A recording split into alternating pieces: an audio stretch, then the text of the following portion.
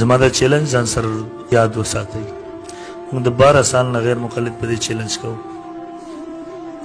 مور ته یو روایت راوړئ، صحیح نه ضعیف راوړئ، ضعیف نه موضوعي راوړئ، خو ځان نه به نه جوړوئ، شرط به دی چې مخکې کتابونو نقل کړئ. مرفوع نشئ راوړئ، د رسول الله صلی الله علیه وسلم قول فعل تقریر چلو د صحابي راوړئ.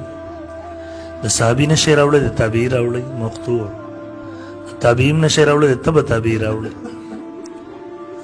خو چې په دې کې 3 الفاظ وي، لفظ د تراویح، لفظ د 8 رکعاتو، لفظ د رمضان. دا 3 الفاظ پکې وښایي.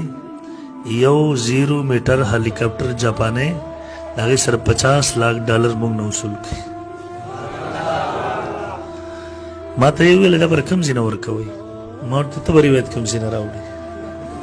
روایت ته پیش کړه، هلیکاپټر موږ نه والو چا $50 लाख.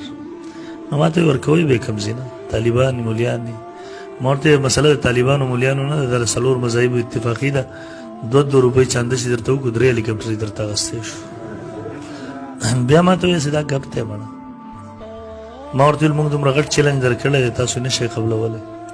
چلو مونږ چیلنج کوي، په 100 کې دغسې اصول مونږ ته کېدی.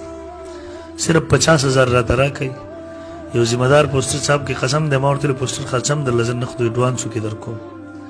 پوسټر ته هم مونږ غوندې چاپ کړه، چیلنج راکړه، ذمه دار ځي نه. مونږ درنه د 50,000 وصوله وکړه، بسم الله وکړه. بیا دې څه وخت کې پوسټر چاپ کو، ویل مونږ ته امام بنیفه رحم الله نه وښایي. بیا پرې مونږ جواب ورکړو، مونږ ورته ځای وښایي کینو د امام بنیفه رحم الله نه درته ښایو. سړو تېښته وکړه بې خزینه.